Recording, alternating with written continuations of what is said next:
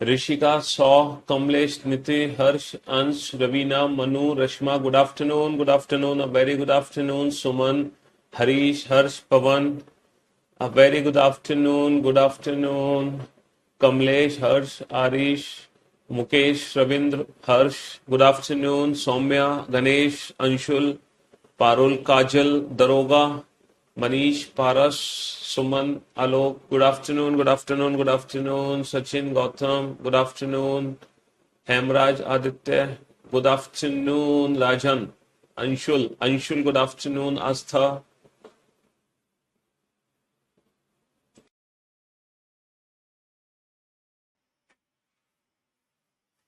क्या हाल चाल है भाई आप लोगों के? बढ़िया, फर्स्ट क्लास, शानदार जानदार, एकदम झकास। हाँ जी। तो मेरे दोस्त, मेरे भाइयों, आज फाइनली डायरेक्शन एंड डिस्टेंस का लास्ट डे है। काफी दिन हो गए हमें इस चैप्टर को पढ़ते पढ़ते। डायरेक्शन एंड डिस्टेंस, बेटा डायरेक्शन एंड डिस्टेंस में जो टाइप 4 के क्वेश्चंस थे ना, उनकी आप और प्रैक्टिस कर सकते हो अलग से, है ना। चाहे तो मेरे नोट सेक्शन में से प्रैक्टिस सेट से कर लो, या मेरी बुक से कर लो, ठीक है, कहीं से भी कर लो, जो मर्जी, जो भी हो आपके पास मटेरियल, आप वहां से टाइप 4 की और अलग से प्रैक्टिस कर सकते हो।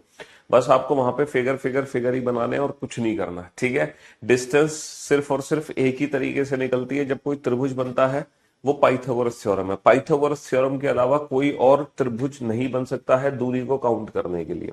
या तो आपकी नॉर्मल सीधी सीधी डिस्टेंस निकलेगी, सीधी सीधी डिस्टेंस, और अगर सीधी सीधी डिस्टेंस नहीं निकलेगी तो वो पाइथागोरस थ्योरम से निकलेगी। दूरी निकालने के दो ही तरीके हैं इस चैप्टर के अंदर, या तो डायरेक्ट डिस्टेंस निकलती है या पाइथागोरस थ्योरम से निकलती है। पाइथागोरस थ्योरम में कुछ ट्रिपलेट्स होती है, बस वो ट्रिपलेट्स आपको पता होनी चाहिए, है ना। हाँ जी। और देखो ट्रिपलेट्स, वैसे मैं उम्मीद करता हूँ आप लोगों को ट्रिपलेट्स के बारे में नॉलेज तो होगी। जैसे अगर ऑड नंबर की ट्रिपलेट्स की हम बात करें, तो ऑड नंबर्स की ट्रिपलेट कौन कौन सी होती है आपको पता है। जैसे 3 नंबर से स्टार्ट करते हैं तो 3 की ट्रिपलेट क्या होती है? 3 4 5 होती है। होती है कि नहीं होती? 5 की ट्रिपलेट क्या होती है? 5 12 13 होती है। तो ये वैसे ये ट्रिपलेट याद करने की एक बहुत ही शानदार ट्रिक है, एक बहुत ही जानदार, वो आप लोगों को शायद पहले से पता होगी, मैं उम्मीद करता हूँ। देखो वो ट्रिक क्या है, जैसे कोई भी ऑड नंबर की आपको ट्रिपलेट निकालनी है, आपको 3 की ट्रिपलेट निकालनी है, 3 की, है ना। तो आप 3 का क्या करो, 3 का आप स्क्वायर कर दो, है ना। 3 का स्क्वायर कर दो, 3 का स्क्वायर कितना होता है? 9 होता है। 3 का स्क्वायर कितना होता है? 9 होता है। ठीक है, अब इसको दो ऐसे नंबर में डिवाइड करो जिनमें एक का डिफरेंस हो। इसको दो ऐसे नंबर में डिवाइड करो, इसको दो ऐसे नंबर में डिवाइड करो जिसमें 1 का डिफरेंस हो, 1 का डिफरेंस, यानी कि 4 एंड 5, 4 + 5 9। और इन दोनों में कितने का डिफरेंस है? 1 का डिफरेंस है, यानी कि जो 3 की ट्रिपलेट बनेगी वो 3 4 5 बनेगी। 3 की ट्रिपलेट कितनी बनेगी? 3 4 5, है ना। जैसे आपको 5 की ट्रिपलेट निकालनी है तो बेटा 5 का स्क्वायर किया 25। अब 25, 5 का स्क्वायर कितना होता है? 5 का स्क्वायर होता है 25। 25 को दो ऐसे नंबर में डिवाइड करो जिसमें एक का डिफरेंस हो, 12 और 13 25। 12 और 13 में एक का डिफरेंस है, तो बेटा 5 12 13, 5 12 13। अच्छा, हमें पता कैसे चलता है कि 1 का डिफरेंस कौन से दो नंबर में? ये भी पता लगाने का बहुत आसान सा तरीका है। आप 25 का आधा कर दो, आप 25 का हाफ कर दो। तो जब आप 25 का हाफ कर दोगे, है ना, जब आप 25 का हाफ कर दोगे तो कितना आ जाएगा निकल के? 12.5 आ जाएगा। 12.5, इसका मतलब 0.5 एक बार कम कर दो, एक बार 0.5 एक्स्ट्रा कर दो। एक बार तो 0.5 कम कर दो, एक बार 0.5 एक्स्ट्रा कर दो, यानी कि 12 और 13। समझ रहे हो? तो ऑड नंबर का स्क्वायर करके, ऑड नंबर का स्क्वायर करके हाफ कर दो, है ना। जब आप हाफ कर दोगे तो वही हमारे दोनों ट्रिपलेट के नंबर होंगे, वही हमारे दोनों ट्रिपलेट के नंबर होंगे। तो बेटा 3 की ट्रिपलेट क्या बनती है? 3 4 5। 3 की ट्रिपलेट क्या बनी? 3 4 5। 5 की ट्रिपलेट क्या बनी? 5 12 13। 5 की ट्रिपलेट क्या बन गई? 5 12, 5 12 13। जैसे आपको 7 की ट्रिपलेट बनानी है तो बेटा 7 का स्क्वायर कितना होता है? 49। 49 का आधा कितना होता है? 49 का आधा होता है 24.5। 24 दूनी 48। हाँ, 49 का आधा कितना होगा? 24.5।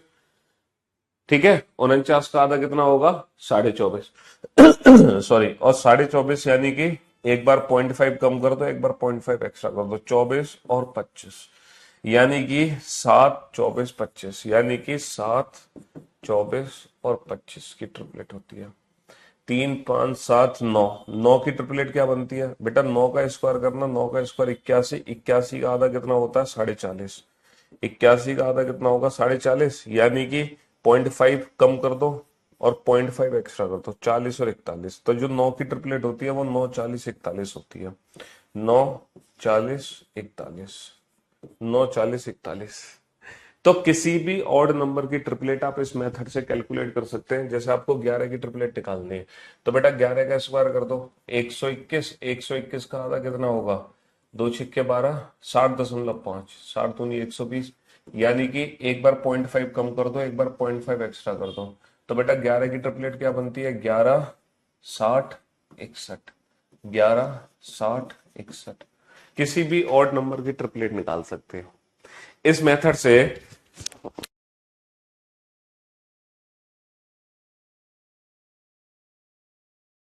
ये जो मेथड है, इस मेथड से आप किसी भी ऑड नंबर की ट्रिपलेट निकाल सकते हो। तो बेटा 3 की ट्रिपलेट बनती है 3 4 5, 5 3 4 5, 5 12 13, 7 24 25, 9 40 41, 11 60 61। 13 की भी निकाल सकते हो। इवन नंबर की निकालनी हो तो देखो, इवन नंबर की ट्रिपलेट में क्या करना है, ऑड नंबर की ट्रिपलेट में क्या कर रहा है, ऑड नंबर की ट्रिपलेट में इसका स्क्वायर करके हाफ कर दे रहे हैं, है ना। ऑड नंबर की ट्रिपलेट में क्या कर रहे हैं, इसका स्क्वायर करके हाफ कर दे रहे हैं और फिर 0.5 कम कर रहे हैं, 0.5 एक्स्ट्रा कर रहे हैं। ऑड नंबर की ट्रिपलेट में तो ये कर रहे हैं। अगर आपको इवन नंबर की ट्रिपलेट चाहिए, अगर आपको इवन नंबर की ट्रिपलेट चाहिए, जैसे कि आपको चाहिए, है ना, 4 की ट्रिपलेट चाहिए। देखो 2 के साथ तो कोई ट्रिपलेट बनती नहीं है। आपको अगर 4 की ट्रिपलेट चाहिए तो, है ना, 4 का स्क्वायर, वही ट्रिक है बेटा, 4 का स्क्वायर कर दो 16, 16 का आधा कर दो, कितना हो गया 8। 16 का आधा कितना हो गया, 16 का आधा हो गया 8, और 16 का आधा 8 हो गया। और मेरे भाई इसका भी हाफ कर दो, मतलब उसमें स्क्वायर का हाफ कर रहे हैं, इसमें स्क्वायर में 4 से भाग कर रहे हैं। देखो इसमें तो स्क्वायर का हाफ कर रहे हैं और इसमें स्क्वायर में 4 से भाग करते हैं। 4 चौक 16, 16/4 कितना हो गया, 16/4 4 हो गया, 16/4 4 हो गया। अब इसमें, इसमें देखो, इसमें क्या कर रहे थे, इसमें तो 0.5 कम कर रहे थे और 0.5 एक्स्ट्रा कर रहे थे। लेकिन इसमें क्या करेंगे, इसमें 1 कम करेंगे और 1 ही ऐड करेंगे। इसमें 1 कम ऐड कर, 1, 4 माइनस का 1 3, और 4 और 1 5। तो बेटा हमारी ट्रिपलेट बन गई 4 3 5। हमारी ट्रिपलेट क्या बन गई, 4 3 5। उसमें क्या कर रहे थे, उसमें स्क्वायर का हाफ कर रहे थे। इसमें क्या करेंगे, इसमें स्क्वायर का हाफ नहीं, स्क्वायर में 4 से भाग दे देंगे और फिर -1 +1 करेंगे। उसमें क्या कर रहे थे, 0.5 माइनस 0.5 प्लस। समझ लो, जैसे आपको 6 की ट्रिपलेट चाहिए तो बेटा 6 का स्क्वायर 36, 36/4 कितना होगा, 36/4 होगा 9। 36/4 कितना होगा, 9 होगा। अब इसमें -1 करो, 9 माइनस का 1 8, और इसमें +1 करो, 9 और 1 10। तो हमारी ट्रिपलेट बन गई बेटा 6 8 10। हमारी ट्रिपलेट क्या बन गई, 6 8 10।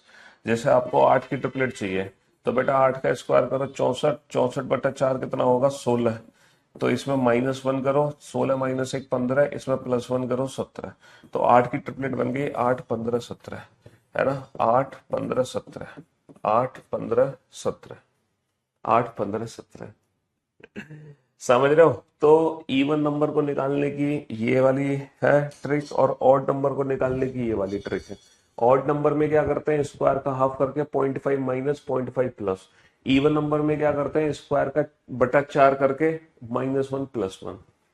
तो ये ऑड और इवन नंबर्स को निकालने की क्या है, ट्रिपलेट की ट्रिक है। आपको ट्रिपलेट्स के बारे में पता चल जाएगा, हमारी कौन कौन सी ट्रिपलेट यूज होती है। समझ रहे हो, है ना। 10 की ट्रिपलेट क्या होगी, है ना, 10 की ट्रिपलेट क्या होगी भैया, 10 का स्क्वायर कर दो 100, 100/4 होगा 25। अब एक बार 25 में कम करो 24, एक बार 25 में ज्यादा करो 26। तो 10 24 और 26, हमारी ट्रिक क्या होगी, 10 24 और 26, 10 24 और 26। तो दोनों की ट्रिक आपको पता चल गई, इवन नंबर और ऑड नंबर को निकालने की। ये इवन नंबर की ट्रिपलेट निकालने की ट्रिक है और ये ऑड नंबर्स की ट्रिपलेट की ट्रिक है। और ट्रिक बहुत इजी है, इसमें कुछ है नहीं खास। हालांकि ये जो ट्रिपलेट है ना, ये आपके माइंड में प्रिंट होनी चाहिए, ये आपके माइंड में प्रिंट होनी चाहिए ट्रिपलेट। कौन कौन सी, 3 4 5, 5 12 13, कुछ बेसिक ट्रिपलेट तो आपके माइंड में प्रिंट होनी चाहिए। 3 5, 3 4 5, 5 12 13, 7 24 25, 9 40 41, ठीक है, ये वाली 4 होनी चाहिए तुम्हारे दिमाग में प्रिंट। और ये तो देखो वही है, 3 4 5 6 8 10, 5 12 17 और 10, ये तीन, ये तीन और ये 4, ये तुम्हारे दिमाग में प्रिंट होनी चाहिए है। एक बच्चा कह रहा है 33 की ट्रिपलेट बताओ, उसमें ऐसा नहीं है। 33 की ट्रिपलेट बताओ, उसमें ऐसा नहीं है। क्यों भैया 33 की ट्रिपलेट में ऐसा क्यों नहीं होगा? कैलकुलेट करो आप। बच्चा कह रहा है 33 की ट्रिपलेट बताओ। चलो 33 की ट्रिपलेट कैलकुलेट करो फटाफट से। 33 की कैलकुलेट करो। 33 का स्क्वायर कितना होगा? 33 का स्क्वायर का हाफ करो। बताओ 33 का स्क्वायर कितना होगा?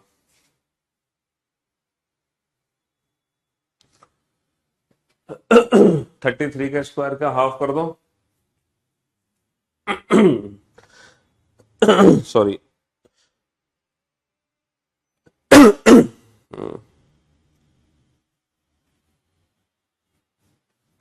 33 का स्क्वायर का हाफ कितना हो जाएगा? 544.5। 544.5। तो एक बार तो भैया 0.5, एक बार इसमें क्या कर दो, यही होगा ना 33 का स्क्वायर। 33 into 33 divide by 2, 544.5। सही कह रहे हो यार। ये तो 544 और 545, ये कुछ गड़बड़ आ रही है। हम्म। क्या हो गया? 33 में ऐसा नहीं है, है? या ट्रिक लगेगी? जरा कैलकुलेट करना। 544, ये ट्रिपलेट मेरे ख्याल से सही नहीं निकली। हम्म, या बन तो जाएगी। 295,936 माइनस का 33, 295,936, ना ना ना ना ना ना, 295,936,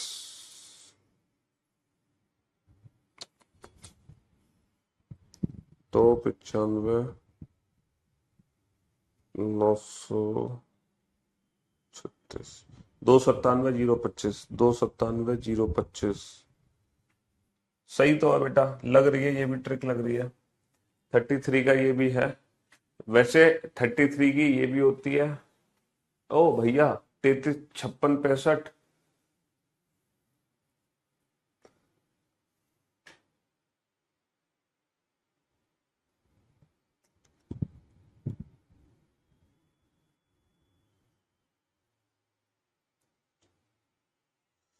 हाँ 33 की कई सारी होती है, मतलब ये भी ट्रिपलेट होती है, लेकिन ये भी होती है 33, 56, 65।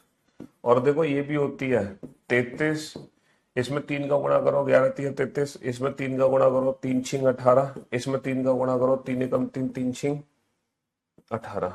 मतलब 33 की कई सारी बन सकती है। 33 के साथ कई सारी बन सकती है। समझ रहे हो? जरूरी नहीं एक ही। 33, 56, 65 भी बनेगी। 33, 180, 183 भी है। 33, 544, 545 भी है।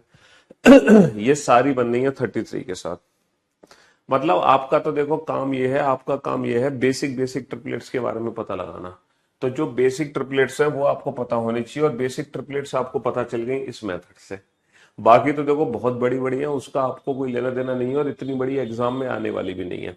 ठीक है, इनका एग्जाम से कोई लेना देना भी नहीं है। आपको इन बेसिक ट्रिपलेट्स से मतलब है, और इन बेसिक ट्रिपलेट्स की आपको ट्रिक पता चल गई, बस बात खत्म। तो मैं इतना इतना लंबा चौड़ा पहुंचने की जरूरत नहीं है। 33 तक तुम्हें पहुंचने की जरूरत नहीं है। हालांकि 33 की भी निकली है, वो सही निकली है, बट 33 के साथ और भी नंबर्स की ट्रिपलेट बनती है। 33 के साथ सिर्फ यही एक ट्रिपलेट नहीं बनती, ये भी बनती है, ये भी बनती है, ये भी बनती है। समझ रहे हो? कई सारी ट्रिपलेट बनती है, लेकिन वहां तक आपको पहुंचने की जरूरत नहीं है। ऐसे ही 4 6 8 10 तक पहुंचने की जरूरत है।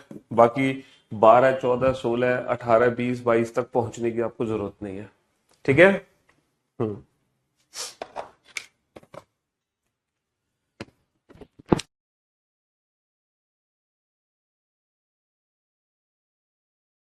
हाँ जी। तो मेरे दोस्त, मेरे भाइयों, मेरे जिगर के टुकड़ों, ये ट्रिपलेट के बारे में आपको पता चला, बहुत बढ़िया। अब हम चलते हैं अपने दोबारा से अपने इस चैप्टर पे। इस चैप्टर के अंदर हम काफी सारे क्वेश्चंस बना चुके हैं, है ना? टाइप 4, टाइप 5, टाइप 6, हम बहुत कुछ इस चैप्टर में पढ़ चुके हैं। हमने, है ना, इनिशियल डायरेक्शन से फाइनल डायरेक्शन पता कर ली, हमने फाइनल डायरेक्शन से इनिशियल डायरेक्शन पता कर ली, हमने एंगल वाले क्वेश्चन कर लिए, हमने विद रेस्पेक्ट टू डायरेक्शन निकाल ली, हमने डिस्टेंस निकाल ली, हमने डायरेक्शन को चेंज कर दिया रोटेशन मेथड से, हमने योगा वाला क्वेश्चन कर लिया, जब सर नीचे पैर ऊपर था तो वो क्वेश्चन कैसे करते हैं, पहले व्यक्ति को सीधा करो उसके बाद उस प्रश्न का उत्तर दो। ये सारे क्वेश्चन हम कर चुके हैं। चलिए अब हम चलते हैं बेटा टाइप 7 पर। और ये जो टाइप 7 है ना, ये जो टाइप 7 है, ये जो हमारी टाइप 7 है ना, ये है रिलेटेड टू शेडो। ये किससे रिलेटेड है, ये शेडो से रिलेटेड है, यानी कि परछाई। ठीक है, एग्जाम में परछाई वाले क्वेश्चन आते हैं। तो पहले पहले तो हम इस क्वेश्चन को बिल्कुल बेसिक मेथड से सॉल्व करेंगे, एकदम बिल्कुल बेसिक मेथड से, है ना। पहले तो आप इस क्वेश्चन को एकदम बिल्कुल बेसिक मेथड से सॉल्व करो, फिर हम इस क्वेश्चन की डायरेक्ट ट्रिक समझेंगे कि ये question without pen and paper कैसे सॉल्व होगा, है ना।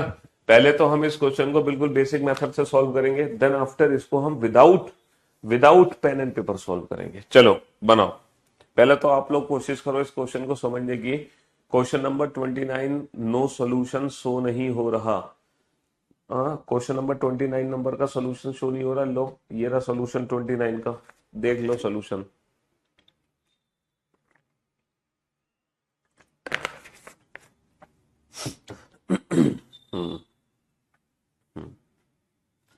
मोहन बिंदु पी से पूर्व में चलता है 15 मीटर, फिर बेटा लेफ्ट टर्न लेता है 7 मीटर चलता है ना। फिर राइट टर्न लेता है 12 मीटर चलता है, फिर वो जाता है नॉर्थ वेस्ट डायरेक्शन में 13 मीटर। तो बेटा ये 5, ये 12 है, ये 13 है, तो यहाँ पे पाइथागोरस थ्योरम लगेगी, 5 12 13, बाई डिफॉल्ट ये समकोण त्रिभुज बन जाएगा। बस यही फिगर था, बेसिक फिगर है, बेसिक। क्लास पीएनजी से तो कर सकते थे बेटा।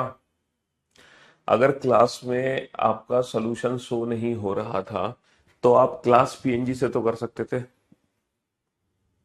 अगर वीडियो में सॉल्यूशन शो नहीं हो रहा था तो आप, है ना, क्लास पीएनजी से तो क्वेश्चन बना सकते थे कि नहीं बना सकते थे।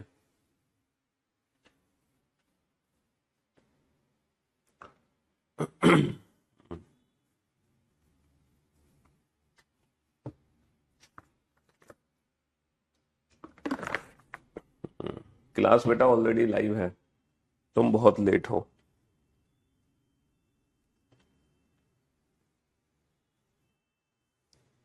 बनाओ बनाओ बेटा, इस क्वेश्चन को बनाओ। सबसे पहले इस क्वेश्चन को बिल्कुल बेसिक मेथड से सॉल्व करो।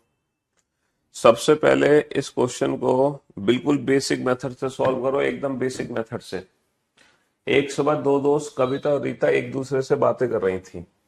भैया एक सुबह दो दोस्त है कविता और रीता जो एक दूसरे से बातें कर रही थी। अच्छा मेरे को एक बात बताओ, जब सुबह की बात हो रही है, सुबह की बात, तो सन मेरा कहाँ होगा सुबह? सुबह सन मेरा नॉर्थ में होगा या साउथ में होगा? जल्दी से बताओ। है, जब हम सुबह की बात कर रहे हैं तो सन मेरा कहाँ होगा, नॉर्थ डायरेक्शन में या साउथ डायरेक्शन में? क्यों भाई, ईस्ट वेस्ट नॉर्थ साउथ। सुबह सुबह सन मेरा किस डायरेक्शन में होगा, ईस्ट, है ना, नॉर्थ में होगा या साउथ में होगा? अगर मैं सुबह की बात कर रहा हूं तो सन मेरा किस डायरेक्शन में होगा? सर ऑब्वियस सी बात है, अगर हम सुबह सुबह की बात कर रहे हैं, अगर हम सुबह सुबह की बात कर रहे हैं तो सन मेरा ईस्ट डायरेक्शन में होगा, राइट हैंड साइड पे।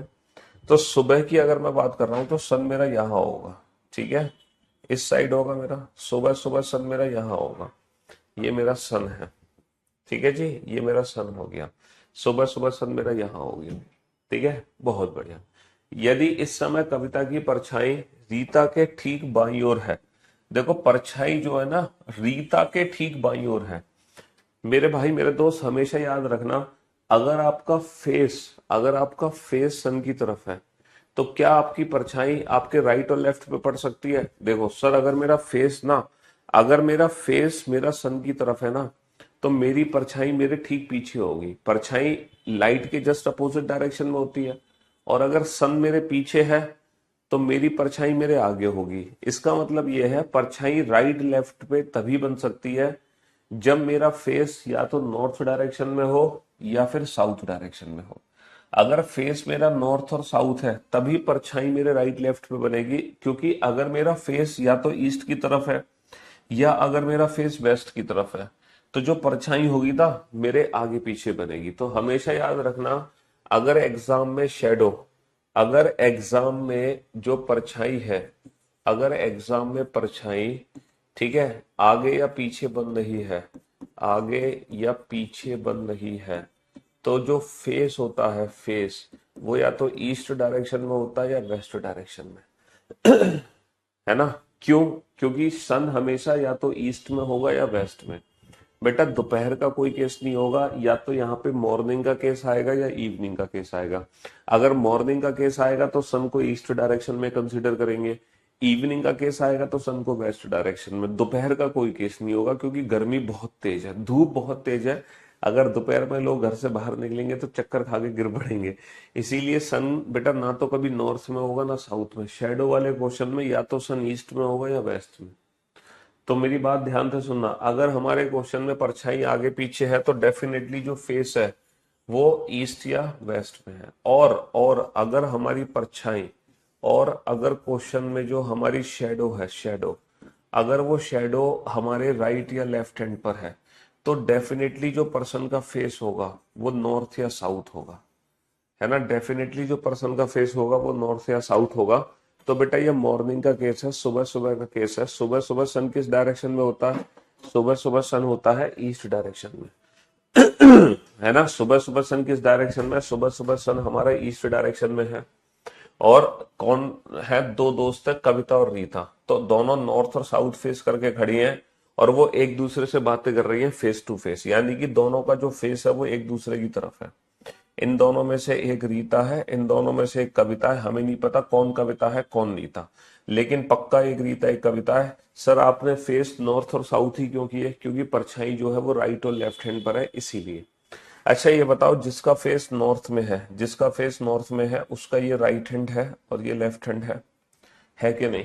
और सर जिसका फेस साउथ में है, जिसका फेस साउथ में है उसका ये लेफ्ट हैंड है, क्योंकि हमारा जो राइट है वो इसका लेफ्ट होगा और जो हमारा लेफ्ट है वो इसका राइट होगा। तो भैया ये तो साउथ वाले के हाथ आ गए और ये नॉर्थ वाले के हाथ आ गए, है ना। सन यहाँ पर है। अच्छा ये बताओ, इन दोनों पर्सन की जो परछाई है, इन दोनों पर्सन की जो शेडो है वो किस साइड होगी? अगर सन मेरा ईस्ट डायरेक्शन में है तो जो शेडो होगी वो डेफिनेटली वेस्ट डायरेक्शन में बनेगी। तो इन दोनों पर्सन की जो परछाई है वो यहाँ बनेगी, सन के जस्ट अपोजिट। इन दोनों पर्सन की जो परछाई है वो इस साइड गिरेगी, इस साइड गिरेगी ना भैया। लाइट अगर इधर से आ रही है, अगर लाइट इधर से आ रही है तो दोनों की जो शेडो है वो इस साइड बनेगी, इस साइड, यानी कि वेस्ट डायरेक्शन में बनेगी। अब जरा क्वेश्चन को दोबारा से पढ़ो।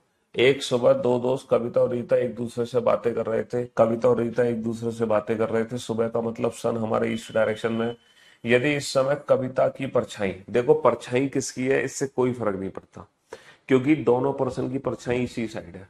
परछाई है किसकी इससे कोई लेना देना नहीं है ना। रीता के ठीक बाईं ओर है। हमें लेना देना इससे है कि किसके राइट और लेफ्ट पे है।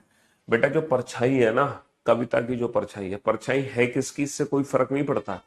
वो कहाँ है? रीता के ठीक बाईं ओर। अब क्या मुझे आप बता सकते हो इन दोनों में से रीता कौन सी है?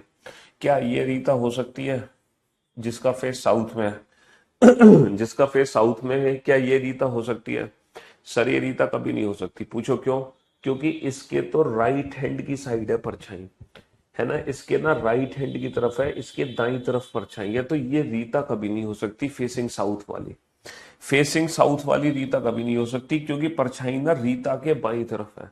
और बाई तरफ परछाई बेटा, बाई तरफ जो परछाई है ना, जो बाई तरफ परछाई है वो इसकी है, इसके इसके बाई तरफ परछाई है। तो डेफिनेटली ये रीता है, 100% ये रीता है। और अगर ये रीता है तो बाई डिफॉल्ट ये कविता है, क्योंकि जब दो लोग एक दूसरे से बातें करते हैं तो दोनों का फेस एक दूसरे के अपोजिट होता है। तो डेफिनेटली ये रीता है और ये कविता है, क्योंकि रीता के ही बाई तरफ परछाई है। बात खत्म, क्वेश्चन सॉल्व हो चुका है। क्वेश्चन सॉल्व हो चुका है। तो कविता का मुख किस दिशा में है? In which direction Kavita was facing? बेटा कविता का मुख किस डायरेक्शन में होगा? साउथ डायरेक्शन में। तो ये जो क्वेश्चन है ना, ये क्वेश्चन मैंने आपको बिल्कुल बेसिक मेथड से समझाया, एकदम प्रैक्टिकल करके, है ना। ये क्वेश्चन हमने एकदम प्रैक्टिकल करके समझा। मैंने आपको एकदम प्रैक्टिकल करा दिया, रीता कविता को दोनों को खड़ा कर दिया, सूरज भी निकाल दिया, परछाई भी बना दी। तो ये क्वेश्चन हमने बिल्कुल प्रैक्टिकल समझ लिया। अब इसी क्वेश्चन को विदाउट पेन एंड पेपर कैसे सॉल्व करेंगे कुछ ही सेकंड्स के अंदर, विदाउट पेन एंड पेपर। तो देखो without pen and paper solve करने की ट्रिक क्या है, आपको कुछ नहीं करना, आपको ना सन का लेफ्ट राइट निकाल देना है। आपको सन का लेफ्ट राइट निकाल देना है, आपके क्वेश्चन का आंसर आ जाएगा, आपको पर्सन का फेस पता चल जाएगा। जैसे ही आप सन का लेफ्ट राइट निकालोगे आपको खुद ही पर्सन का फेस पता चल जाएगा। सर सन का लेफ्ट राइट नहीं समझ आया, सन का लेफ्ट राइट नहीं समझ आया। देखो सन का मतलब क्या है, या तो सन हमारा ईस्ट डायरेक्शन में होगा या फिर सन हमारा वेस्ट डायरेक्शन में होगा। सर हमें कैसे पता चलेगा सन किस डायरेक्शन में? देखो अगर मॉर्निंग का केस है तो सन हमारा ईस्ट डायरेक्शन में होगा, और अगर इवनिंग का केस है तो सन हमारा वेस्ट डायरेक्शन में होगा। अब ये बताओ हमारे क्वेश्चन में मॉर्निंग का केस है या इवनिंग का? सर हमारा जो केस है वो सुबह, सुबह की बात कर रहे हैं, यानी कि जो सन है वो हमारा ईस्ट डायरेक्शन में है। अच्छा अब हमें ईस्ट का लेफ्ट लेना है या राइट लेना है, हमें कैसे पता चलेगा? हमें ईस्ट का लेफ्ट लेना है या राइट लेना है, ये कैसे पता चलेगा? तो भाई साहब शेडो कहां पर है, शेडो अगर लेफ्ट हैंड पर है तो तुम ईस्ट का लेफ्ट लो, अगर शेडो राइट हैंड पर है तो तुम ईस्ट का राइट लो, बात खत्म। तुम्हें बस इतना काम करना है। बेटा परछाई क्या है, रीता के ठीक बाईं ओर। तुम्हें दो पॉइंट पकड़ने हैं पूरे क्वेश्चन में, एक तो ये पकड़ना है सुबह है या शाम है, और एक ये वाला पॉइंट पकड़ना है कि शेडो कहां पर है। तो बेटा शेडो कहां है, रीता के ठीक बाईं ओर, शेडो ना बाईं तरफ है, तो तुम्हें सन का लेफ्ट लेना है। अच्छा ईस्ट का लेफ्ट क्या होता है? सर ईस्ट से 90 डिग्री एंटी क्लॉकवाइज, ईस्ट का लेफ्ट क्या होता है? ईस्ट का लेफ्ट होता है नॉर्थ। तो तुम्हें पर्सन का फेस पता चल गया नॉर्थ में है। लेकिन लेकिन लेकिन ये किसका फेस पता चलेगा तुम्हें? सर ये हमें उसी का फेस पता चलेगा जिसका ये हाथ है। अच्छा ये बताओ ये लेफ्ट हैंड है किसका? सर रीता के ठीक बाईं तरफ परछाई है, तो ये लेफ्ट हैंड रीता का है, रीता का। तो तुम्हें पर्सन का फेस भी रीता का ही पता चलेगा। बेटा जिसके ये हाथ होंगे उसी का फेस हमें पता चलेगा। ये जो लेफ्ट हैंड है ये रीता का लेफ्ट हैंड है, तो तुम्हें रीता का ही फेस पता चला है ना? और when two person talk to each other face to face, then both are opposite to each other like me and you। भाई मैं आपकी तरफ देख रहा हूं, आप मेरी तरफ देख रहे हो, दोनों का फेस एक दूसरे के विपरीत डायरेक्शन में। तो अगर रीता का फेस हमें पता चल चुका है नॉर्थ में है, तो बाय डिफॉल्ट कविता का फेस किस डायरेक्शन में होगा? बाय डिफॉल्ट कविता का फेस होगा नॉर्थ के जस्ट अपोजिट साउथ डायरेक्शन में। फिर से रिपीट करता हूं मैं, दोबारा से सुनो ध्यान से। देखो हमें क्या करना है, सन का लेफ्ट या राइट लेना है। सन बोले तो ईस्ट या वेस्ट, पता कैसे चलेगा? मॉर्निंग इवनिंग से, मॉर्निंग है तो ईस्ट, इवनिंग है तो वेस्ट। अच्छा हमें लेफ्ट लेना है या राइट लेना है, तो बेटा शेडो अगर लेफ्ट हैंड पर है तो लेफ्ट लो, अगर शेडो राइट हैंड पर है तो राइट लो, बात खत्म। तो बेटा ईस्ट का लेफ्ट क्या होगा? नॉर्थ। तो बेटा तुम्हें तुरंत पता चल गया फेस नॉर्थ में, किसका फेस? जिसका हाथ है, हाथ किसका है? रीता का। तो इसलिए रीता का फेस नॉर्थ में है, बात खत्म। और कविता का फेस साउथ में होगा। तो हमसे किसका फेस पूछा है एग्जाम में? दोनों में से किसी का भी फेस हमसे पूछ सकते हैं, दोनों में से किसी का भी फेस। तो पूछा किसका फेस है? कविता का। तो कविता का फेस किस डायरेक्शन में हो जाएगा? भैया हमसे कविता का फेस पूछा है, तो कविता का फेस किस डायरेक्शन में हो जाएगा? साउथ डायरेक्शन में। अल्टीमेट मजा आ गया सर कसम से। चलिए विदाउट पेन एंड पेपर, है ना? तो ये तो देखो बिल्कुल बेसिक प्रैक्टिकल था, ये तो मैंने आपको प्रैक्टिकल करके दिखाया। ये है आम जिंदगी, ये है आम जिंदगी, और ये है हमारी मेंटोस जिंदगी। ठीक है, ये है हमारी मेंटोस जिंदगी। चलिए अगला क्वेश्चन आपके सामने, आप इस क्वेश्चन को बनाइए, तब हमें पता चलेगा कि आपको कितनी चीजें समझ आई हैं, कितना बेहतर आप समझ पाए हैं चीजों को। जब आप इस क्वेश्चन का आंसर देंगे तब हम पहचानेंगे। चलो जल्दी से नोट डाउन करो, फटाफट से करो करो, नोट करो, जल्दी से नोट करो।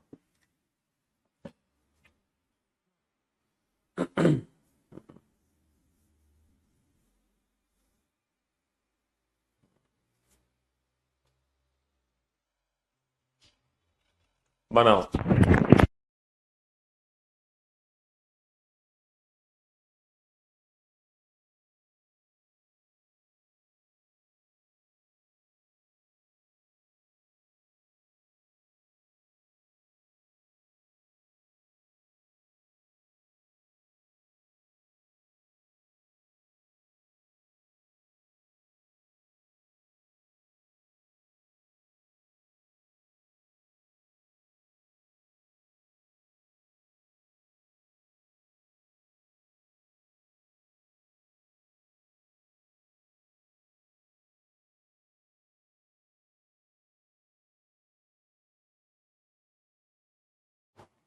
हाँ जी, तुम्हें कुछ नहीं करना, तुम्हें सिर्फ सन का लेफ्ट राइट लेना है।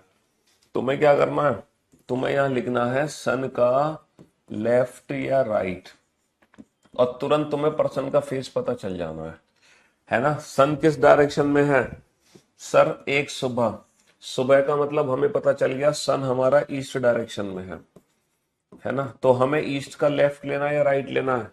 परछाई जो है मोहित के ठीक दाईं ओर है। हम देखो पूरा क्वेश्चन पढ़ भी नहीं रहे, मोहित के दाईं ओर, दाया यानी कि राइट लेना है। अच्छा, ईस्ट का राइट क्या होता है सर, ईस्ट का राइट होता है साउथ। तो पर्सन का जो फेस है वो साउथ डायरेक्शन में है। अच्छा, किसका फेस साउथ डायरेक्शन में है, मोहित के दाईं तरफ परछाई है, तो ये मोहित का फेस ही पता चलेगा तुम्हें, है ना। मोहित का फेस पता चल गया। अच्छा, दो पर्सन है सुमित, तो मोहित का फेस अगर साउथ में है तो बाय डिफॉल्ट सुमित का फेस कहाँ होगा, नॉर्थ में। अब ये बताओ हमसे क्वेश्चन में किसका फेस पूछा है, हमसे क्वेश्चन में पूछा है सुमित का फेस।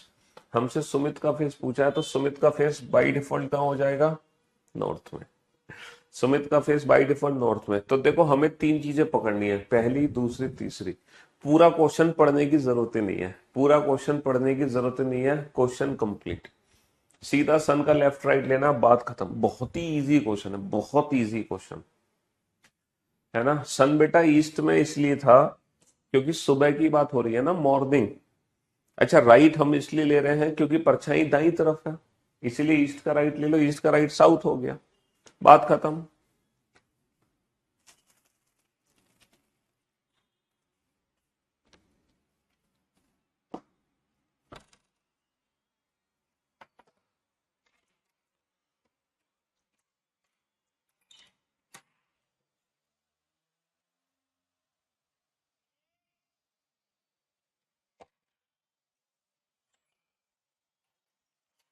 हाँ जी, ये टाइप तो बहुत इजी है बेटा, इजी बनाई गई है, इजी है नहीं है, सब कुछ इजी बनाया जाता है। सन का लेफ्ट या राइट ले लो, बात खत्म।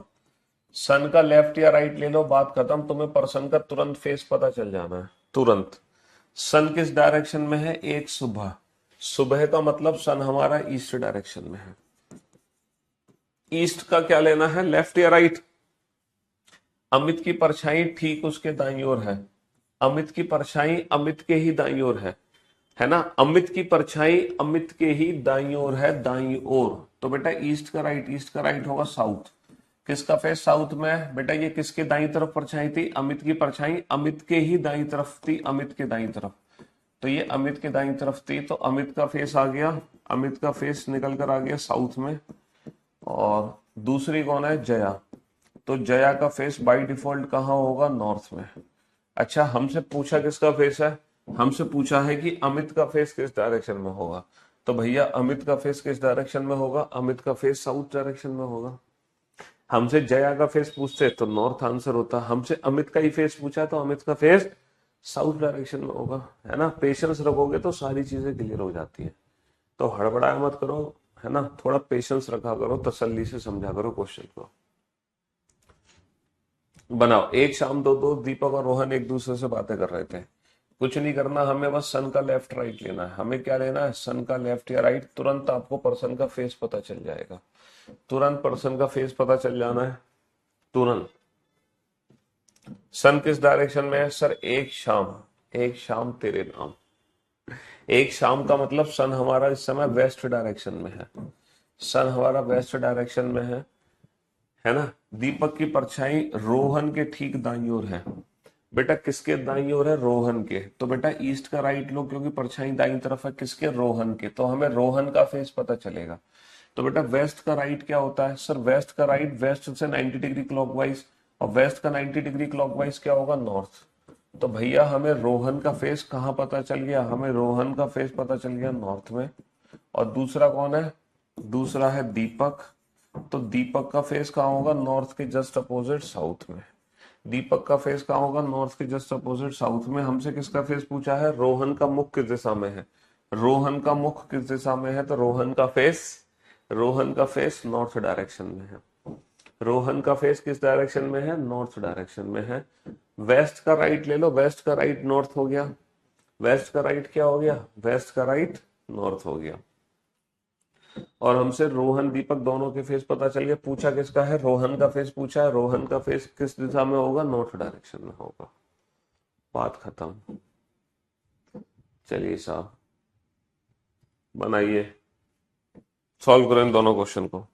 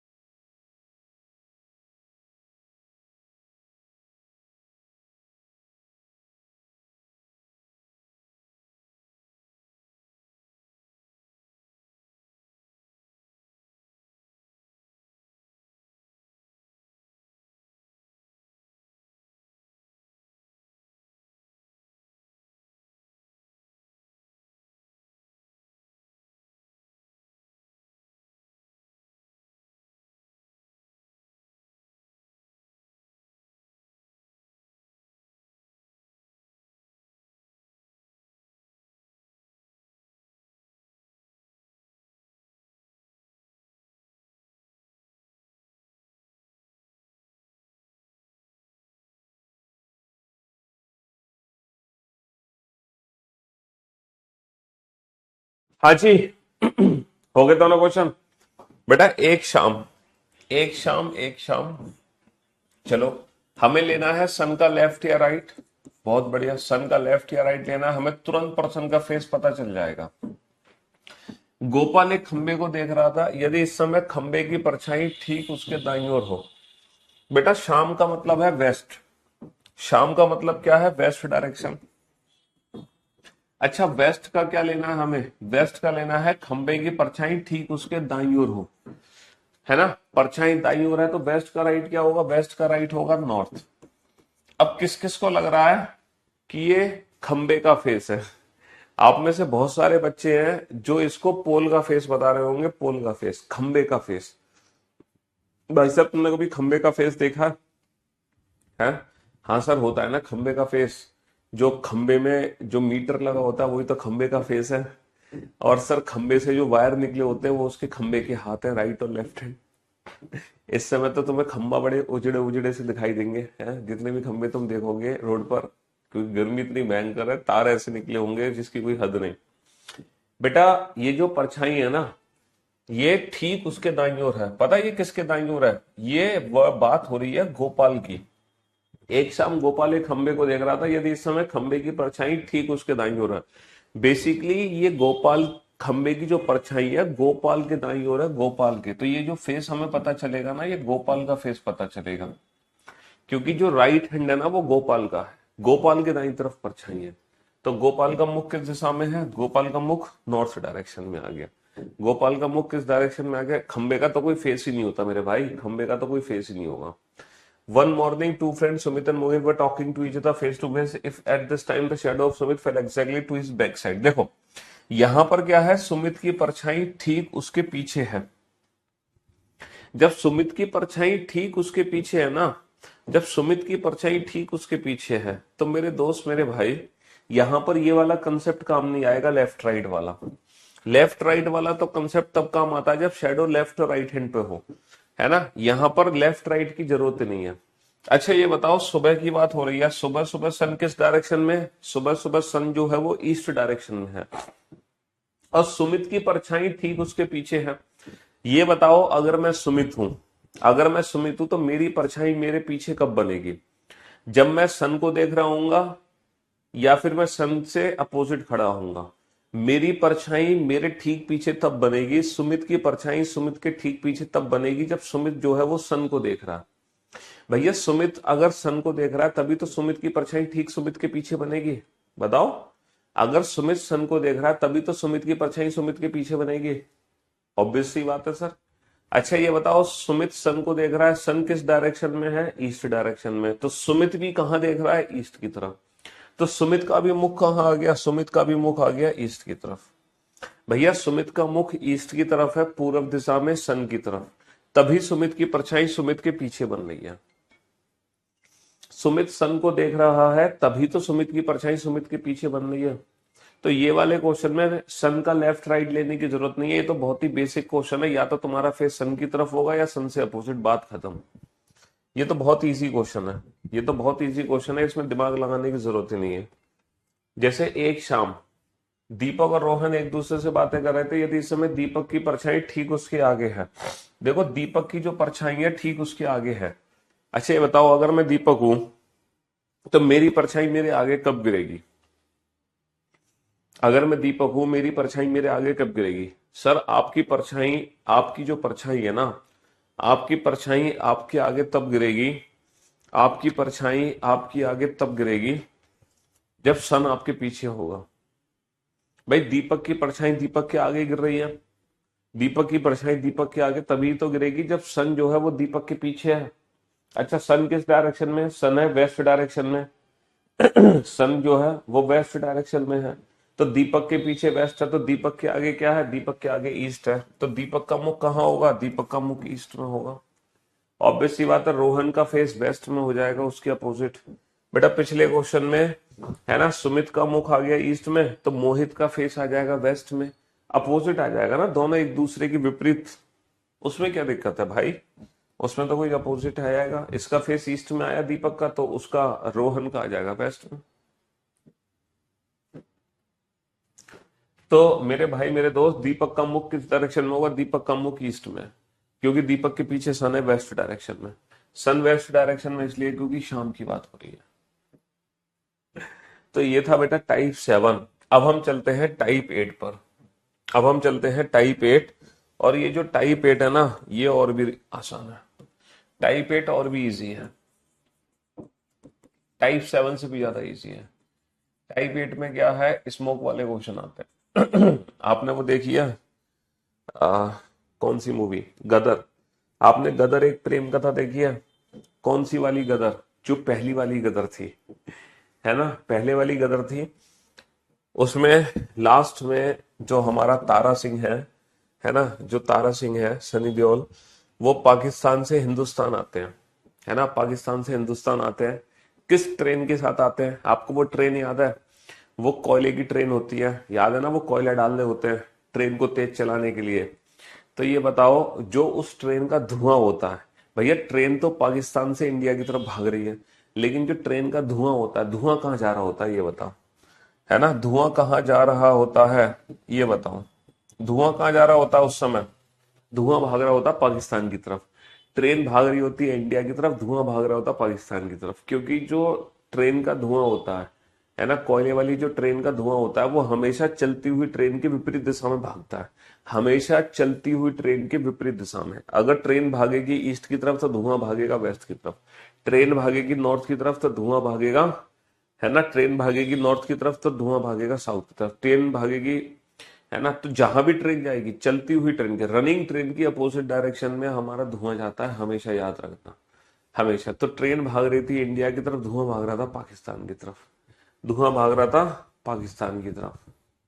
तो कुछ तुम्हें पिक्चर्स में दिखा देता हूं, देखो ये जो स्मोक ट्रेन होती है ये रही, तो ट्रेन जिस डायरेक्शन में जाएगी, ट्रेन जिस डायरेक्शन में जाएगी, जिस डायरेक्शन में ट्रेन जाएगी धुआं जस्ट उसके अपोजिट जाएगा। ट्रेन जा रही है आगे, धुआं जा रहा है पीछे, है ना, ट्रेन जा रही है आगे, धुआं जा रहा है पीछे, ट्रेन जा रही है आगे, धुआं जा रहा है पीछे। तो हमेशा जो स्मोक होता है वो रनिंग ट्रेन की अपोजिट डायरेक्शन में होता है। तो बहुत इजी सा क्वेश्चन है, जो स्मोक की डायरेक्शन क्या होती है, स्मोक की डायरेक्शन क्या होती है, opposite to, opposite to running train. याद रखना बेटा, रनिंग ट्रेन, ट्रेन रुकी हुई नहीं होनी चाहिए, चलती हुई ट्रेन होनी चाहिए। तो जो स्मोक की डायरेक्शन होती है वो होती है अपोजिट टू रनिंग ट्रेन। अब मान लो हवा चलने लग जाए, मान लो हवा चलने लग जाए और बहुत तेजी से हवा चलने लग जाए, तो प्लस इसमें हवा की डायरेक्शन भी ऐड होगी, एयर डायरेक्शन, प्लस इसमें एयर डायरेक्शन भी ऐड करनी पड़ेगी। हमें हवा की दिशा भी तो ऐड करनी पड़ेगी, है भैया। हवा जहां चल रही होगी तो धुआं उसी दिशा में जाएगा ना जहां हवा होगी। तो धुएं की जो दिशा बनेगी वो एग्जैक्टली क्या बनेगी, opposite to running train, opposite to running train plus air direction, opposite to running train plus air direction, दोनों को ऐड कर देंगे तो धुआं उसी डायरेक्शन में बहता हुआ चला जाएगा, धुआं उसी डायरेक्शन में चला जाएगा। समझ रहे हो? जैसे कि ये क्वेश्चन है, एक रेलगाड़ी दक्षिण से उत्तर की ओर चल रही है। बेटा रेलगाड़ी कहाँ चल रही है, रेलगाड़ी चल रही है उत्तर की ओर, है ना। A train is running from south to north, train कहाँ जा रही है, टुवर्ड्स नॉर्थ, है ना। And air flow from west to east, और एयर की डायरेक्शन क्या है, ईस्ट। हवा का प्रवाह पश्चिम से पूर्व है, हवा कहाँ है, पूर्व दिशा की ओर। तो रेलगाड़ी से निकलने वाले धुएं की दिशा क्या होगी, तो बेटा स्मोक की डायरेक्शन क्या होगी, है स्मोक की डायरेक्शन क्या होगी, अपोजिट टू रनिंग ट्रेन। बेटा ट्रेन हमारी जा रही है उत्तर की ओर, ट्रेन उत्तर की ओर जा रही है, तो जो स्मोक की डायरेक्शन होगी वो नॉर्थ के opposite south, plus air direction, plus air direction, air direction क्या है, टुवर्ड्स ईस्ट, एयर डायरेक्शन क्या है, टुवर्ड्स ईस्ट। तो फाइनली जो धुएं की डायरेक्शन बनेगी वो बनेगी साउथ ईस्ट। धुआं किस डायरेक्शन में जाएगा, धुआं साउथ ईस्ट में जाएगा। धुआं किस डायरेक्शन में जाएगा, धुआं हमारा साउथ ईस्ट डायरेक्शन में जाएगा। समझ रहे हो भैया, रेलगाड़ी उत्तर की तरफ जा रही है तो उत्तर का अपोजिट हो गया दक्षिण, और प्लस हवा की डायरेक्शन पूरब, तो दक्षिण पूर्व में जाएगा धुआं, धुआं कहाँ जाएगा, दक्षिण पूर्व दिशा में। चलती हुई ट्रेन के ठीक विपरीत दिशा, बेटा चलती हुई ट्रेन की विपरीत दिशा में जाएगा धुआं, चलती हुई ट्रेन की विपरीत दिशा, नॉर्थ का अपोजिट क्या होगा, south, plus air direction east, तो धुआं जाएगा हमारा साउथ ईस्ट में, धुआं हमारा कहाँ जाएगा, साउथ ईस्ट में। चलती हुई ट्रेन की विपरीत दिशा में जाता है धुआं, तो ये हो गया धुआं धुआं, ये हमने कर दिया धुआं धुआं। बनाओ इस क्वेश्चन को, इन दोनों क्वेश्चन को।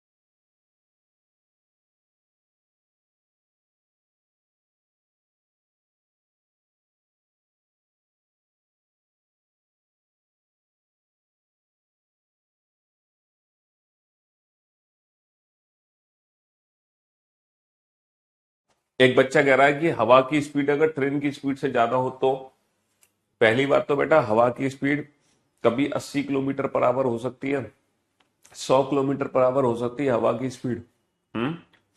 एयर की स्पीड कभी 100 120 किलोमीटर पर आवर हो सकती है। बेटा वो हवा नहीं होगा, वो साइक्लोन होगा, तूफान, और तुम्हें उड़ा ले जाएगा।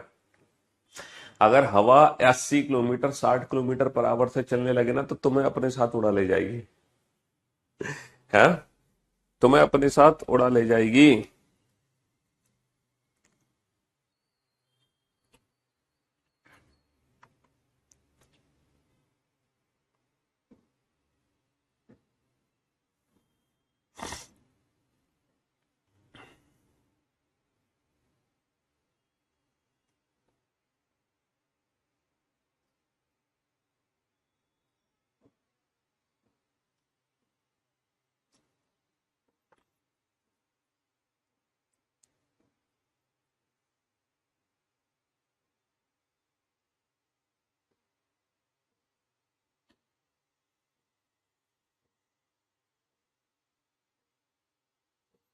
हम्म।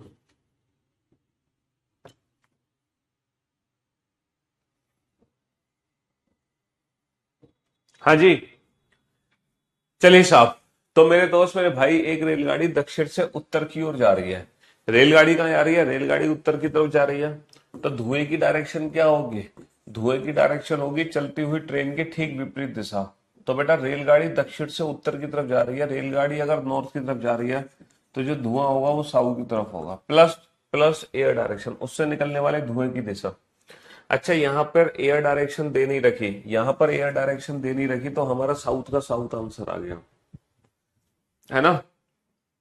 एक रेलगाड़ी उत्तर की ओर जा रही है तो जो धुएं की डायरेक्शन होगी वो नॉर्थ का अपोजिट क्या होगी? साउथ, प्लस एयर डायरेक्शन, और हवा का प्रवाह दक्षिण की ओर है, तो भैया साउथ प्लस साउथ क्या हो जाएगा? साउथ हो जाएगा। अब तुम ये मत कहना कि सर अगर मान लो इस क्वेश्चन में हवा का प्रवाह नॉर्थ की तरफ होता तो क्या होता। तो साउथ प्लस नॉर्थ क्या होता? अगर मान लो हवा का प्रवाह नॉर्थ की तरफ होता तो क्या होता? साउथ प्लस नॉर्थ क्या होता? फिर बेटा डिपेंड करता है कि अगर ट्रेन की स्पीड ज्यादा है तो धुआं जाएगा साउथ में, और अगर हवा की स्पीड ज्यादा दे रखी है तो धुआं जाएगा फिर नॉर्थ में। अगर यहाँ पे नॉर्थ होता तो, अगर साउथ प्लस नॉर्थ आ जाए तब हम क्या आंसर देंगे? तो जिसकी स्पीड ज्यादा है, अगर ये स्पीड ज्यादा है ट्रेन की तो साउथ आंसर होगा, हवा की स्पीड ज्यादा है तो नॉर्थ आंसर होगा। समझ रहे? तो फिर स्पीड पे डिपेंड करेगा। ठीक है, तो जनरली ट्रेन की स्पीड ज्यादा होगी तो फिर धुआं हमारा साउथ डायरेक्शन में ही जाएगा। समझ रहे हो? हाँ जी। चलिए साहब, एक रेलगाड़ी उत्तर की ओर मुख करके खड़ी है। एक रेलगाड़ी उत्तर की ओर मुख करके खड़ी है। धुआं ऊपर तब जाता जब दोनों की स्पीड बराबर होती। एक रेलगाड़ी उत्तर की ओर मुख करके खड़ी है, हवा का प्रभाव पूर्व की ओर है। हवा का प्रभाव पूर्व की ओर है, तो रेलगाड़ी से निकलने वाला धुआं, बेटा इस समय जो धुआं होगा ना हमारा, क्योंकि रेलगाड़ी खड़ी हुई है, रेलगाड़ी उत्तर की ओर मुख करके खड़ी हुई है, खड़ी, रेलगाड़ी चल नहीं रही है, ट्रेन हमारी चल नहीं रही है, ट्रेन हमारी स्टेशन पे खड़ी है। ट्रेन अगर स्टेशन पे खड़ी है, ट्रेन अगर हमारी स्टेशन पे खड़ी है तो बेटा धुआं चलती हुई ट्रेन की विपरीत दिशा में होता है, ना कि खड़ी हुई ट्रेन की विपरीत दिशा में। तो यहां पर जो धुएं की डायरेक्शन होगी वो सिंपल एयर डायरेक्शन होगी। सिंपल एयर डायरेक्शन होगी, जहां हवा है वहीं धुआं जा रहा है। तो बेटा हवा का प्रभाव पूर्व की ओर है तो धुआं भी पूर्व की ओर जाएगा। यहां पर ट्रेन हमारी चल नहीं रही, अगर हमारी ट्रेन चल रही होती तो चलती हुई ट्रेन की विपरीत, यानी कि रेलगाड़ी उत्तर की ओर अगर जा रही होती तो साउथ प्लस ईस्ट आंसर होता। लेकिन क्योंकि ट्रेन हमारी चल नहीं रही, खड़ी है, इसीलिए ट्रेन के फेस से हमें कोई लेना देना नहीं है। यहां पर जो धुआं है वो हवा में बह जाएगा, जहां हवा जा रही है वहीं धुआं चला जाएगा। एक बच्चा कह रहा है सर अगर ट्रेन खड़ी है तो धुआं निकलेगा कैसे? अरे मेरे भाई, ट्रेन प्लेटफॉर्म पे खड़ी है ना, प्लेटफॉर्म पे आके जस्ट खड़ी हुई है, सवारी को उतार रही है, तो उस समय ट्रेन का तो धुआं निकलते ही रहेगा ना। अगर ट्रेन प्लेटफॉर्म पे खड़ी है, चलने के लिए तैयार है, तो धुआं तो निकलेगा नहीं निकलेगा? है। तो फाइनली हम पहुंच चुके हैं इस चैप्टर की लास्ट टाइप पे, टाइप 9। ये है इस चैप्टर की लास्ट टाइप, टाइप 9। और बेटा ये जो टाइप 9 है ना, बेसिकली ये टाइप 4 ही है। बेसिकली ये टाइप 4 ही है। टाइप 4 की ये कोडेड फॉर्म है।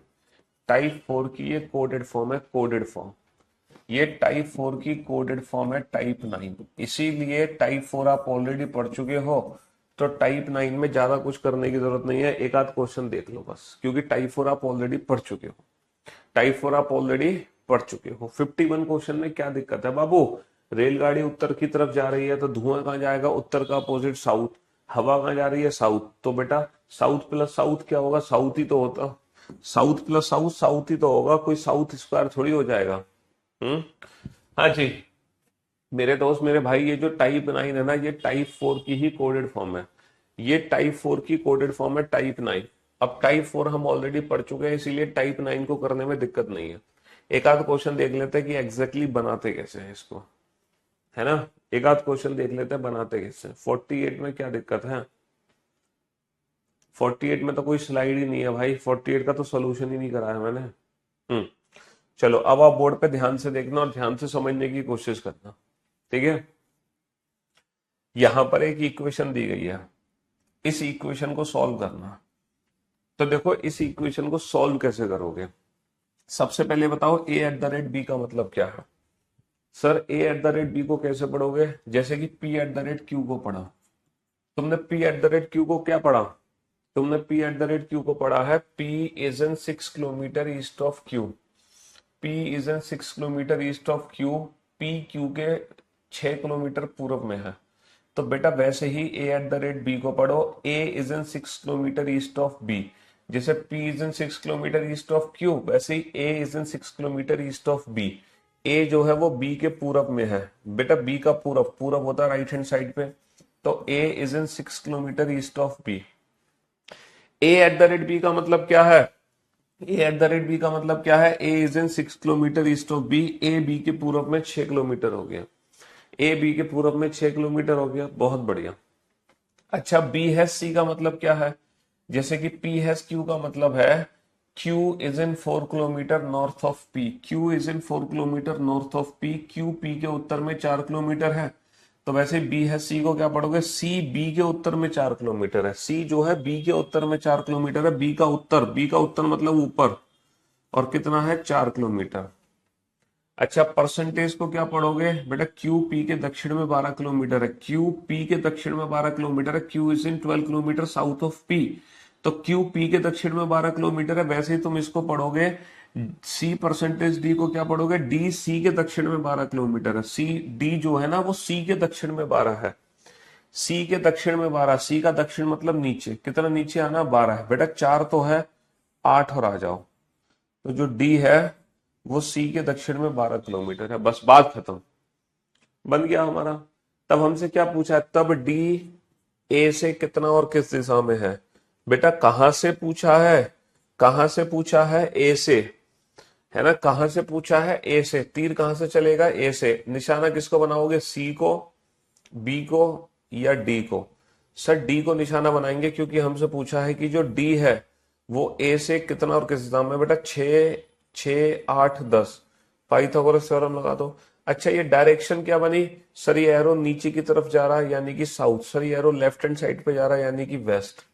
भैया नीचे साउथ, लेफ्ट में वेस्ट। तो बेटा जो डी है वो ए से 10 किलोमीटर, 10 किलोमीटर दक्षिण पश्चिम दिशा में है, 10 kilometre south west, 10 kilometre south west. तो इस क्वेश्चन में करना कुछ नहीं है, जो इक्वेशन दे रखी है ना उस इक्वेशन को फिगर बना के सॉल्व कर दो।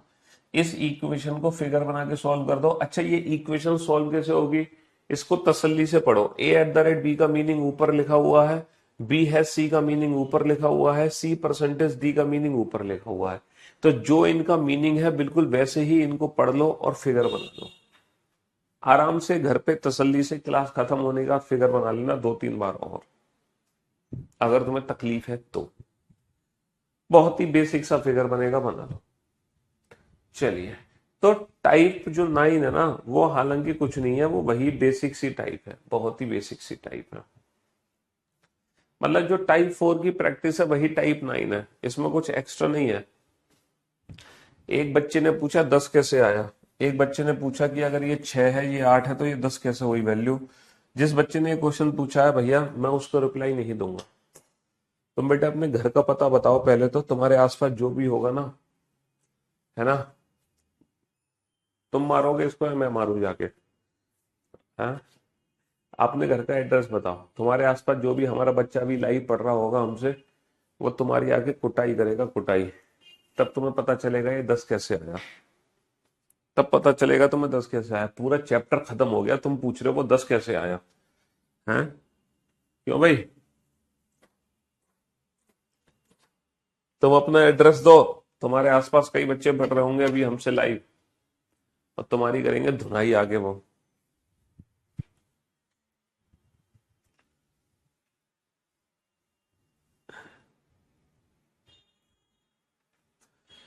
हाँ जी, चलिए साहब।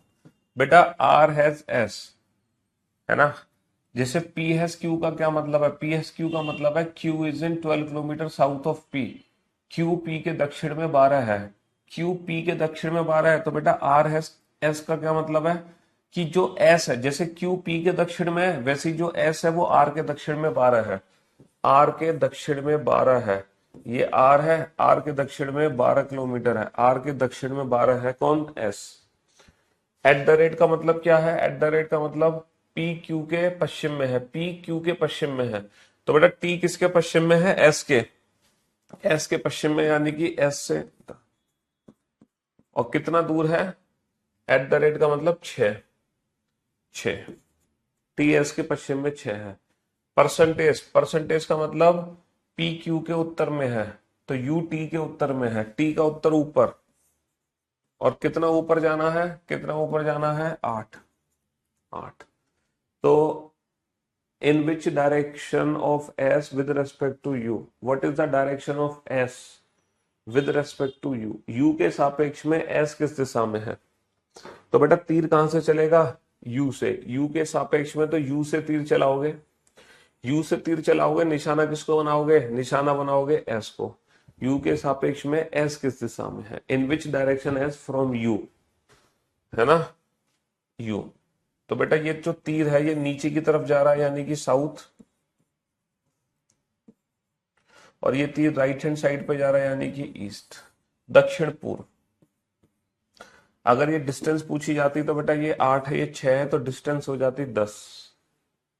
डिस्टेंस क्या हो जाती? डिस्टेंस 10 हो जाती। फाइनली इस चैप्टर का आखिरी क्वेश्चन, और बिल्कुल बेसिक सा क्वेश्चन है, एकदम बेसिक सा क्वेश्चन। रवि एक नदी के किनारे खड़ा हुआ है, रवि एक नदी के किनारे पे खड़ा हुआ है, और उसकी पीठ नदी की तरफ है। पीठ का मतलब यह है, मेरी जो पीठ है वो नदी की तरफ है, यानी कि मेरे पीछे से नदी बह रही है, मेरे पीछे से नदी बह रही है। मैं नदी के किनारे पे खड़ा हूं और मेरे पीछे से नदी बह रही है, मेरे पीछे से नदी बह रही है।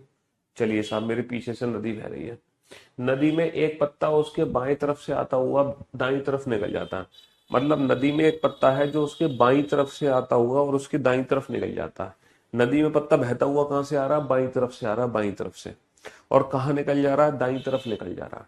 मतलब लेफ्ट से आ रहा है और राइट की तरफ जा रहा है। देखो मैं रवि हूं, मेरी पीठ नदी की तरफ है, मेरे पीछे नदी बह रही है, ये मेरा लेफ्ट हैंड है, ये मेरा राइट हैंड है। तो बेटा लेफ्ट से पत्ता आ रहा है, राइट की तरफ निकल जा रहा है। यदि नदी का प्रवाह उत्तर से दक्षिण की ओर हो, उत्तर से दक्षिण का मतलब है यानी कि लेफ्ट से राइट, उत्तर से दक्षिण, इसका मतलब जो पत्ता आ रहा है वो लेफ्ट हैंड की तरफ से आ रहा है, यानी कि उत्तर की तरफ से आ रहा है, और राइट हैंड पे निकल जाना है, यानी कि दक्षिण की तरफ निकल जा रहा है। इसका मतलब क्या है कि मेरा जो लेफ्ट हैंड है वो तो नॉर्थ में है, और राइट हैंड है वो साउथ में है। लेफ्ट हैंड नॉर्थ में, राइट हैंड साउथ में। ऐसा कौन सा व्यक्ति है जिसका लेफ्ट हैंड होता है नॉर्थ में और राइट हैंड होता है साउथ में? Sir left hand north, right hand south में उसी का होता है व्यक्ति जिसका फेस ईस्ट डायरेक्शन में हो। जिस पर्सन का मुख ईस्ट डायरेक्शन में हो उसी का लेफ्ट होता है नॉर्थ, राइट होता है साउथ। और इसी के साथ इस चैप्टर की संपूर्ण सेवा हो गई समाप्त। फाइनली ये चैप्टर हो चुका है कंप्लीट। कल होगी नया दिन, नई शुरुआत। Love you guys, love you all, take care, thank you so much, है ना? अपने आप और प्रैक्टिस करना घर पे, अगर कोई डाउट है क्वेश्चंस में तो दोबारा से प्रैक्टिकली करके देखना। इस क्वेश्चन को दोबारा से आराम से समझ लेना तसल्ली से घर पे।